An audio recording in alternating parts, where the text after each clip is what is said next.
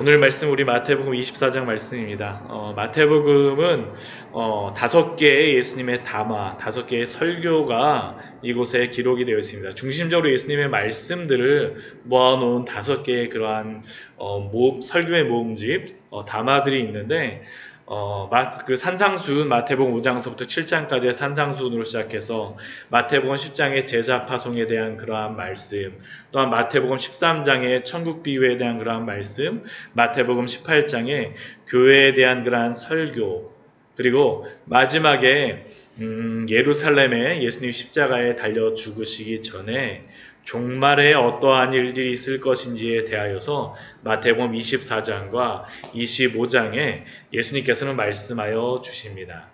바로 앞에 우리 23장에서 우리 화 있을진저라고 예수님께서 말씀하시며 7개의 화를 외식하는 서기관들과 바리새인들에게 선포하시고, 또한 마지막 부분에 37절 말씀의 이후에 예루살렘아 예루살렘아 말씀하시면서 예루살렘 성의 멸망과 파괴를 예언하셨습니다. 38절 말씀 보면 이렇게 기록되어졌죠. 그래서 보라 너희 집이 황폐하여 버려진 바 되리라. 여기서 너희 집은 바로 예루살렘 성을 이야기합니다. 외식하였던 그러한 서기관들과 바리새인들을 향하여서 그 예루살렘 성이 멸망될 것을, 그들에게 파괴될 것을 그들에게 예언하셨습니다. 그리고 이러한 일이 있고 나서 24장 1절 말씀을 보게 되면 예수님께서 성전에서 나와서 가실 때 이제 종말의 그러한 말씀을 예수님께서 이제 시작하시는 겁니다. 우리는 이 말씀을 통하여서 한 가지를 발견할 수 있습니다. 성전의 멸망과 예루살렘 성의 어떤 멸망에 대한 것들, 언제서부터 시작된다고 할 수 있습니까? 예수께서 성전에서 나와서 가실 때에. 성전 파괴와 종말에 대한 그러한 말씀을 예수님께서 주시지만 예루살렘 성전의 멸망은 예수님이 안 계실 때에, 예수님이 성전에서 나와서 가실 때에 시작된 겁니다. 예수 그리스도가 없는 그러한 성전은 이미 성전으로서의 구실을 다한 것이요, 예수 그리스도 샬롬을 영원한 온전한 샬롬이신 예수 그리스도가 없는 곳에는 평화가 아니라 그곳에는 심판이 있습니다. 결국 예수 그리스도께서 성전에 나오셔서 하신 것이 바로 이 종말에 대한 그러한 예언의 말씀이죠. 그렇게 나와서 가실 때 제자들이 그 예루살렘 성전의 건물들을 보며 예수님께 가르쳐 보이려고 예수님께 나옵니다. 마가복음 13장에서는 이 말씀을 무엇이라고 기록했냐면, 제자 중 하나가 예수님께 돌들이 어떠하니 이 건물이 어떠하니까라고 예수님께 질문하면서 옵니다. 예루살렘 성전의 그 휘황찬란함들과 그러한 엄청난 건물을 봤을 때 그 웅장함에 대하여서 갈릴리에 그러한 살았던 제자 중에 한 명이 예수님께 이 성전이 얼마나 웅장한지를 어떻게 보면 같이 보고 자랑하고자 하였던 것인데, 그런데 예수님이 2절 말씀에 보면 말씀하시는 것이 무엇입니까? 너희가 이 모든 것을 보지 못하느냐? 내가 진실로 너희에게 이르노니 돌 하나도 돌 위에 남지 않고 다 무너뜨려지리라. 마가복음 13장에서 제자는 이 돌들이 어떠하면 이 건물이 어떠한 일일까라고 예수님께 질문하였는데, 예수님은 제자들이 보고 있는 그 돌 하나도 돌 위에 남지 않고 다 무너뜨려지리라고 예수님께서는 말씀하셨습니다. 그리고 이러한 말씀을 들었던 그러한 제자들, 이들이 예수님과 함께 어디로 올라갔었냐면 성전에 나와서 베다니 쪽으로다 아마 가셔서 베다니 쪽으로 가셔서 머무실 텐데, 그 베다니 쪽으로 가려면 어디를 넘어서 가야 되냐면 감람산 위를 넘어서 가야 됩니다. 감람산 위로 쭉 올라가셔서 거기에 잠깐 앉아서 쉬실 때, 지금도 예루살렘에 가보게 되면 감람산 위에서 예루살렘을 쳐다보게 되면 굉장히 멋있습니다. 특별히 노을이 있는 때이거나 아무튼 그 햇볕이 좋을 때 보게 되면 그 이스라엘 땅이 이 나무가 그렇게 있는 땅이 아니기 때문에 굉장히 황금빛이 나면서 황금동도 있고 아마 그때도 예루살렘 성전이 황금으로 다 번쩍번쩍하게 아마 치장되어 있는 부분이 많았을 터이기 때문에 굉장히 멋있게 보였을 것입니다. 그렇게 감난산 위에 앉으셨을 때에 제자들이 예수님께 다가와서 질문합니다. 조용히 다가와서 예수님께 질문하죠. 무엇이라고 질문합니까? 우리에게 이르소서. 예수님, 우리에게 말씀하여 주십시오. 아까 예수님이 말씀하셨던 돌 하나도 도리에 남지 않고 다 무너뜨려지리라고 예수님께서 말씀하셨는데 어느 때에 이런 일이 있겠사오며 또 주의 임하심과 세상 끝때는 무슨 징조가 있사오리이까. 지금 제자들은 여기서 이렇게 한나두라 어느 때 이런 일이 있겠사오며 주의 임하심과 세상 끝때는 무슨 징조가 있사오리이까라고 하나의 질문만 하고 있는 것 같지만 사실은 여기에는 두 가지의 질문이 있습니다. 어떤 질문입니까? 아까 앞에서 이야기했던 예루살렘 성전의 멸망과 파괴가 언제 있겠으며 또 하나는 무엇입니까? 세상 종말에는 무슨 징조가 있사오리까라고 두 가지의 질문을 그들은 한 것입니다. 물론 그들은 이 예루살렘 성전이 무너지는 그것과 종말을 동일한 것으로 생각하였기 때문에 이러한 그 예루살렘 성전이 어느 때 있으며 이러한 것의 징조가 무엇입니까라고 그 성전의 멸망은 바로 그 세상의 끝에 종말이라고 생각했기 때문에 그들은 예수님께 질문하였을 터이지만 우리들은 이것이 서로 다른 것이라는 것을 알고 있습니다. 그렇기 때문에 예수님께서는 이 두 가지에 대하여서 따로 예수님께서는 이 뒤에 말씀해 보게 되면 알려주십니다. 그 예루살렘 성전의 마지막 그 멸망과 파괴에 대하여서 또한 종말에 무엇이 이루어질지에 대해서 말씀하십니다. 오늘 말씀은 이러한 그 두 가지 사건에 대하여서 또한 앞에 서두적인 그러한 말씀이라고 볼 수 있습니다. 멸망과 또한 종말에 대한 그러한 서두적인 말씀입니다. 그런데 그러한 말씀을 시작하시기 전에 예수님께서는 한 가지의 중요한 그러한 주의할 것들, 그 종말을 맞이하고 또한 예루살렘 성전을 파괴를 보게 될 그러한 사람들에게, 종말을 맞이할 사람들에게, 마지막을 보게 될 사람들에게, 우리들에게도 말씀하시는 거죠. 한 가지의 그러한 주의를 주십니다. 그것이 무엇입니까? 4절 말씀이죠. 이게 굉장히 중요한 겁니다. 예수께서 대답하여 이르시되 너희가 사람의 미혹을 받지 않도록 주의하라. 너희가 사람의 미혹을 받지 않도록 주의하라. 예루살렘이 멸망할 때나 아니면 이 종말의 그러한 일이 올 때 사람들의 미혹이 굉장히 심해질 것을 예수님 우리에게 알려주시고 우리에게 분명히 주의를 주신 것입니다. 유독 이단들을 보게 되면 많은 그 이단들이 들어오는 그러한 여러 가지 부류가 있는데 그 중에 큰 호응을 받는 이단 중에 하나가 무엇이냐면 바로 이 종말에 관련된 그러한 이단이 굉장히 크게 일어나는 때가 많이 있었습니다. 우리나라도 1992년에 다미선교회에서 10월 28일 날 예수님이 오신다라고 해서 굉장히 이슈가 되었던 적이 있었습니다. 제가 대학교 1학년 때였는데 그 시절 같이 CCC에서 같이 있었던 친구들 또한 같이 있었던 그러한 선배들이 서로 이야기했던 게 뭐냐면 10월 28일 전날 만약 우리 내일 만나지 못하게 되면 어떻게 되는 거지? 만약 만나면 어떻게 되는 거지라고 농담 삼아서 어떻게 보면 좀 이야기도 하고 그랬었는데 제가 알았던 어떤 집사님은 다미선교회에 빠져갖고 하얀 소복을 입고 준비하신 분도 계셨다라고 이야기를 하시더라고요. 아무튼 이러한 종말에 관련하여서 많은 사람이 와서 우리들을 미혹할 것이기 때문에 예수님께서 우리에게 말씀하시는 것이 무엇입니까? 너희가 사람의 미혹을 받지 않도록 주의하라고 명시적으로 우리에게 경계하셨습니다.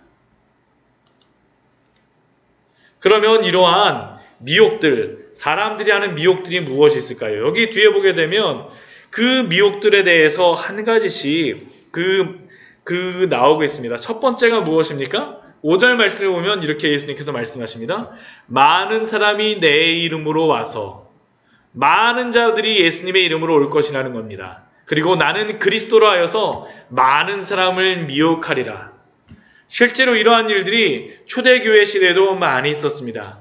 사도행전 5장 말씀만 봐도 바리새인 중에 가말리엘이라고 하는 그 율법교사가 일어나서 무엇이라고 얘기합니까? 5장 36절 말씀 보면 이전에 드다가 일어나서 스스로 선전하며 약 400명이나 따르더니 또한 그 호적할 때 갈릴리의 유다가 일어나 백성을 깨어 따르게 하다가 벌써 초대교회 시대에도 예수님이 그 죽으신 다음에 바로 제자들만 남겨져 있을 때에도 벌써 드다라고 하는 사람이 유다라고 하는 사람이 일어나서 그 자신이 그리스도라고 하면서 그러한 일들을 벌였다라고 하는 겁니다. 실제로 이러한 일들이 예수님 시대뿐만 아니라 그 시대 이후로 계속적으로 우리 시대에 이르기까지 끊임없이 이어지고 있지 않습니까? 지금 한국 사회에 가장 문제를 일으키고 있는 그러한 이단이 무엇입니까? 신천지죠, 신천지. 신천지의 그 이만희도 자신을 성령의 재림이라고 하면서 사람을 미혹하고 있지 않습니까? 그런데 우리가 이러한 소리를 들을 때 무엇을 기억해야 되겠습니까? 우리 4절 말씀이죠. 너희가 사람의 미혹을 받지 않도록 주의하라. 많은 사람이 내 이름으로 와서 나는 그리스도라 하며 나는 성령이라 하며 나는 하나님이라 하며 나는 예수님의 제자라고 하고 나는 천사라고 하고 나는 예언하는 자라고 하고 나는 하나님의 소리를 듣는 자라고 하고 나는 이러한 자라고 하는 그러한 많은 사람들의 미혹하는 자들을 향하여서 그러한 이야기를 들을 때마다 우리가 생각해야 될 것은 그들은 미혹하는 자입니다. 그리고 우리가 할 일은 사람의 미혹을 받지 않도록 주의하라는 예수님의 말씀을 기억하며 믿음을 지키고 깨어 있어야 합니다. 또 두 번째, 그 미혹하는 그러한 또 미혹이 무엇입니까? 우리 6절 말씀에 보면 또 나오고 있죠. 무엇입니까? 난리와 난리, 소문을 듣겠으나. 이 난리와 난리, 소문, 어떤 것들이 구체적으로 있겠습니까? 7절 말씀에 보면 그 구체적인 것들을 예수님께서 말씀하시죠. 민족이 민족을, 나라가 나라를 대적하여 일어나겠으며 한마디로 전쟁이 일어날 거라는 것입니다. 예수님이 죽으시고 부활하시고 승천하신 이후에 얼마나 많은 전쟁이 있었습니까? 우리나라만 해도 6.25를 포함해서 그 앞에 1, 2차 세계대전, 그 전에 크고 작은 전쟁들, 이스라엘만 해도 AD 70년경에 로마의 예루살렘 함락을 시작으로 해서 계속적으로 민족이 민족을, 나라가 나라를 대적하는 그러한 일들이 일어났었습니다. 또한 이러한 것만을 이야기하지 않습니다. 전쟁만을 이야기하는 것이 아니라 또 무엇을 이야기합니까? 곳곳에 기근과 지진이 있으리니 천재지변들도 일어나리라는 것이죠. 그리고 이러한 기근과 지진, 전쟁을 보면서 미혹하는 자들이 무엇을 이야기하겠습니까? 이거 봐라, 예수님 오신다. 이거 봐라, 종말이야. 이거 봐라, 곧 있으면 이 기근을 봐봐, 이 지진을 봐봐, 이 전쟁을 봐봐. 우리를 미혹할 수 있다라는 것입니다. 곧 종말이 다가오니까 너희들 나를 믿어야지 하면서 우리를 미혹하는 그러한 사람들이 이러한 눈에 보이는 현상들을 가지고 미혹할 수 있다라는 것입니다. 그러한 때 우리가 가져야 될 생각이 무엇이겠습니까? 우리 아까 4절 말씀이죠. 너희가 사람의 미혹을 받지 않도록 주의하라. 물론 이러한 전쟁과 기근과 지진들, 천재지변과 이러한 크나큰 참화는 우리가 하나님께 회개하며 돌아갈 수 있는 그러한 것들은 될 수 있지만 이것을 통하여서 우리가 사람들에게 미혹되면 안 됩니다. 오늘날에는 이것보다도 더 큰 또 다른 미혹들이 많이 있습니다. 우리 주변에 발생하는 여러 가지 상황들, 사정들을 보면서 사람들을 미혹하는 것입니다. 이전 다미 선교에도 주변의 상황들을 보면서 그때 91년도에 미국이 이라크를 침략하는 일들이 있었는데 그러한 것들을 보면서 종말이 왔다라고 그 전쟁을 일으킨 사람이 적그리스도더라고 그들이 이야기하지 않았습니까? 요즘에도 비슷합니다. 요즘 이스라엘을 가보게 되면 백투더 예루살렘이라고 하면서 그 마지막 때가 왔다라고 이스라엘에서 준비해야 된다라고 이야기하는 많은 사람들이 지금도 있습니다. 또한 그것뿐이 아닙니다. 바코드를 보면서 666이라고 이야기하고 우리들이 깨어 있어야 된다라고 이야기하고 우리들을 불안하게 하는 것들. 또 인터넷에 여기저기 보게 되면 나폴레옹이 적그리스도였다. 히틀러가 적그리스도였다. 예전 오바마가 적그리스도라고 주장하는 그러한 사람들도 있었고 또 아마 지금 찾아보게 되면 트럼프가 적그리스도라고 주장하는 사람들이 있을 수도 있습니다. 물론 그러한 사람들의 이야기를 무시하거나 다 벌어지는 상황들에 대해서 다 의미가 없다라고 제가 말씀드리는 것은 아닙니다. 왜냐하면 역사를 운행하시고 주관하시는 분이 하나님이시기 때문입니다. 그러나 우리가 가져야 될 생각은 우리가 가져야 될 마음은 무엇입니까? 이런 것들로 인하여서 사람의 미혹을 받지 않도록 주의하십시오. 그리고 예수님은 이러한 미혹을 가질 때 우리의 마음에 대하여서 한 가지의 당부를 하십니다. 그것이 무엇입니까? 6절 말씀을 보면 예수님께서 난리와 난리 소문을 듣겠으나 그 뒤에 무엇이라고 말씀하십니까? 너희는 삼가 두려워하지 말라. 두려워하지 마십시오. 마귀는 끊임없이 이러한 난리와 난리의 소문을 통하여서 민족이 민족을, 나라가 나라를 대적하는 것을 통하여서 곳곳의 기근과 지진을 통하여서 사람을 통하여서 우리를 미혹하며 우리의 마음에 두려움을 불러일으켜서 우리로 하여금 하나님이 아니라 세상을 보게 하고 하나님을 떠나게 만들고 우리를 미혹하게 하지만 그러나 우리가 가져야 될 것은 생각은 무엇입니까? 우리가 온전히 미혹되어지지 않고 예수님이 말씀하셨던 그 말씀을 기억해야 됩니다. 그러나 우리가 여기서 한 가지 우리가 가져야 될 예수님의 말씀은 이 마지막 때를 당하여서 우리가 가져야 될 말씀을 그 이후서부터 말씀하십니다. 무엇입니까? 이 모든 것은 재난의 시작이니라. 이것이 재난의 시작이며 우리로 하여금 깨어있게 하는 도구일 수는 있으나 이것이 종말은 아니라는 겁니다. 그러면 그 재난 때에 어떠한 징조들이 있겠습니까? 우리 10절 말씀을 보면 이렇게 예수님께서 말씀하시죠. 9절 말씀 여기에 적어놓지는 않지만 9절 말씀을 보면 이 재난의 시작이 되어질 때 이러한 일들이 있을 것이라고 이야기합니다.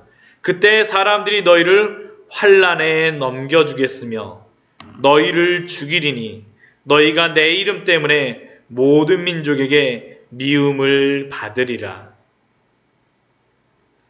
이런 일이 있으니까 어떻습니까? 10절 말씀 보면 많은 사람이 실족하게 되어 서로 잡아주고 서로 미워하겠으며 실제로 이러한 앞에 있는 그러한 징조들 전쟁이 일어날 수도 있습니다. 그러한 기근과 지진이 일어나고 그러한 때에 이러한 일들도 일어날 수 있다는 것이죠. 환난에 넘겨지는 것들, 많은 민족에게 미움을 받는 것들, 또한 우리가 서로 그 의지하였던 사람이 우리를 실족하게 하고 우리를 미워하는 일들이 일어날 수가 있다라는 겁니다. 실제 많은 사람들이 이러한 일들 때문에 믿음을 버리고 실족하는 경우가 있었습니다. 실제로 예수님을 떠나는 사람들도 많았었고 배교하는 사람들도 많았습니다. 마지막 종말의 때는 아니라 할지라도 많은 사람이 많은 환난 가운데 예수님의 길을 버리고 옛 자신의 길을 갔습니다. 실제 성경에서도 사도 바울은 자신을 따르던 데마에 대하여서 이렇게 말씀하지 않습니까? 데마는 이 세상을 사랑하여 나를 버리고 데살로니가로 갔고. 사도 바울이 그 감옥에 갇혀 있을 때 대만은 세상을 사랑하여 나를 버리고 데살로니가로 갔고. 또한 어떤 일이 일어납니까? 우리 11절 말씀 보게 되면 거짓 선지자가 많이 일어나 많은 사람을 미혹하게 하겠으며, 많이 미혹하게 할 것입니다. 아까 우리나라에 한참 유행인 신천지만 해도 어떻습니까? 처음에는 14만 4천 명을 모으겠다라고 그렇게 노력을 하고 난리를 쳤었는데, 요즘에는 들리는 소리에 그 숫자를 넘어가 버려서 14만 4천 명이 넘어가 버리니까 어떻습니까? 그 안에서 진짜 알곡과 가라지가 누구인지를 갈라내겠다라고 그 안에서 서로 간에 알곡과 가라지를 갈라내는 일들을 행하고 있다고 합니다. 참 웃기는 일입니다. 왜 그렇습니까? 거짓 선지자가 많이 일어나 많은 사람을 미혹하게 하겠고, 미혹하는 일들이 실제로 벌어졌을 때 미혹을 당하는 사람들이 많이 있기 때문입니다. 또한 12절 말씀을 보면 불법이 성하리라고 이야기합니다. 불법이 성함으로, 점점 불법이, 하나님의 법을 떠나는 일들이 점점 많아질 것입니다. 얼마 전 제가 인터넷에서 어떤 미담 비슷하게 나오는 그러한 뉴스를 봤습니다. 신문의 내용을 봤는데 미담으로 나오지만 제가 보기에는 참으로 저주스러운 일이었습니다. 어떤 사건이었었냐면, 남자 동성애자 부부가 있었는데 아기를 갖고 싶은데 아기를 가질 수가 없으니까 그 동성애 부부의 그 엄마가 대신 아기를 낳아주었다라는 겁니다.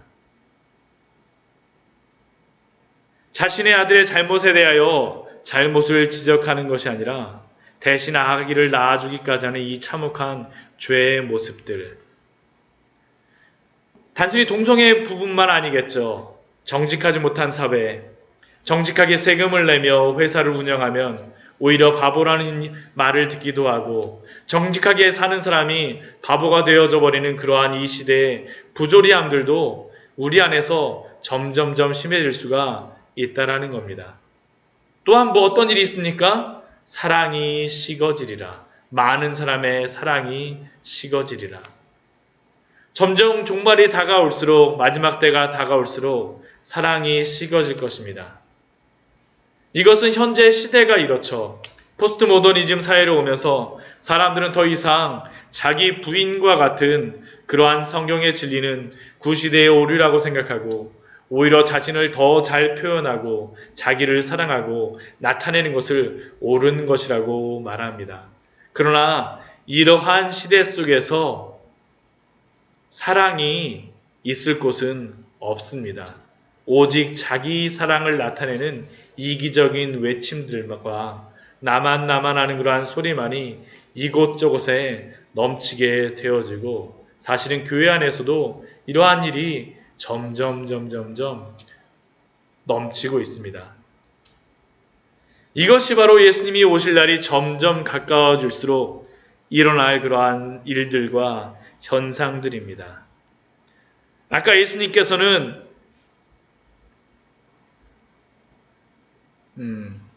우리의 말씀에서 이 징조에 대하여서 말씀하여 주시는 것이 바로 이러한 것들인 겁니다. 제자들이 세상 끝에는 무슨 징조가 있겠습니까? 라고 말씀하여 주셨었는데 바로 이러한 징조들이 있으리라는 것입니다. 이러한 징조들.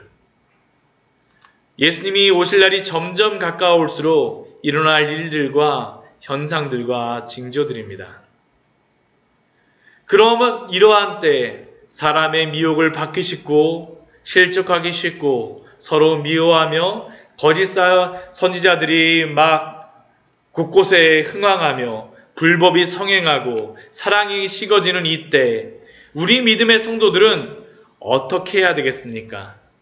13절 말씀에서 우리에게 분명히 말씀해 주시죠. 어떻게 행해야 될지. 그러나 끝까지 견디는 자는 구원을 얻으리라. 인내하라고 예수님께서 우리에게 말씀하여 주십니다. 우리 믿음의 성도가 이런 종말의 때에 가져야 될 마음은 인내하는 것입니다. 말씀 위에 먼저 굳게 서십시오. 그리고 그 말씀의 기초 위에서 인내하십시오. 뱀이 여자를 유혹할 때 여자의 가장 큰 문제가 무엇이었습니까? 물론 뱀의 유혹이 문제였었지만, 그러나 그 여자와 또 아담과 하와의 가장 큰 문제는 그들이 말씀에 정통하지 못하였다라는 사실입니다. 하나님의 말씀을 때로는 더하기도 하고 때로는 하나님의 말씀을 빼기도 하면서 뱀의 미혹에 넘어가지 않았습니까? 우리도 동일합니다. 이런 시험과 환난과 고난, 예수님이 오실 때까지 계속될 것입니다. 그리고 그때마다 그 미혹은 견디기 어려울 수 있습니다. 그러나 그러한 때에 참된 복음의 진리를 기억하고 인내하는 것이 우리에게 필요합니다. 말씀에 기초하여 끝까지 견디는 자는 구원을 받을 것입니다. 우리 누가복음 8장에서는 네 밭의 비유에서 좋은 땅을 예수님께서는 이렇게 말씀합니다. 우리 누가복음 우리 말씀 한번 찾아보도록 하겠습니다. 누가복음 8장 15절의 말씀입니다. 좋은 땅, 구원받은 성도들의 마음들이 어떠해야 되는지를 우리에게 말씀하여 주시죠. 우리에게 참으로 예수님이 주시는 귀한 말씀이라고 생각이 되어집니다. 우리 누가복음 우리 8장 15절 말씀입니다. 우리 같이 한번 읽을까요? 좋은 땅에 있다는 것은 착하고 좋은 마음으로 말씀을 듣고 지키어 인내로 결실하는 자니라. 좋은 땅에 있다는 것은 말씀을 착하고 좋은 마음으로 말씀을 듣고 지키어 인내로 결실하는 자니라. 오늘 예수님이 말씀하시는 것도 동일하지 않습니까? 그러나 끝까지 견디는 자는 구원을 얻으리라. 구원을 얻으리라. 그렇다면 말세는 마지막 때는 언제겠습니까? 14절 말씀에서 그 말세가 언제인지를 우리에게 말씀하십니다. 이 천국 복음이 모든 민족에게 증언되기 위하여 온 세상에 전파되리니 그제야 끝이 오리라. 이때 끝이 오리라고 예수님께서 말씀하여 주셨죠. 말씀이 다 증거될 때. 그러나 그 말씀이 끝까지 전파되어지기까지 앞에 있었던 이러한 일들은 계속적으로 벌어질 것입니다. 우리를 미혹하는 일들도 있을 것이고 우리로 하여금 실족하게 하는 일들도 있을 것이고 미워하는 일들도 있을 것이고 그리고 또한 사랑이 식어지고 불법이 성한 일들이 있을 것입니다. 그러나 그런 때 우리가 어떻게 되겠습니까? 사람의 미혹을 받지 않도록 주의하며 끝까지 견뎌내는 그러한 인내의 믿음, 말씀 위에 굳게 선 믿음, 예수 그리스도 안에 있는 그 믿음을 가지시는 우리 성도님들 되시기를 축원드립니다. 말씀을 정리하도록 하겠습니다. 예수님께서 이 말씀을 마지막에 주시는 이유는 바로 이러한 일들이 우리 시대에도 벌어질 수 있다는 것입니다. 단순히 두려워하는 것만이 아니라 우리로 하여금 잘 준비하라고, 믿음 위에 서서 깨어 있으라고, 깨어서 경성하라고 우리에게 주시는 말씀인 줄 믿습니다. 말씀 위에 굳게 서서 끝까지 견딤으로 주님의 그 구원의 은혜를 날마다 누리시는 우리 성도님들 되시기를 축원드립니다. 우리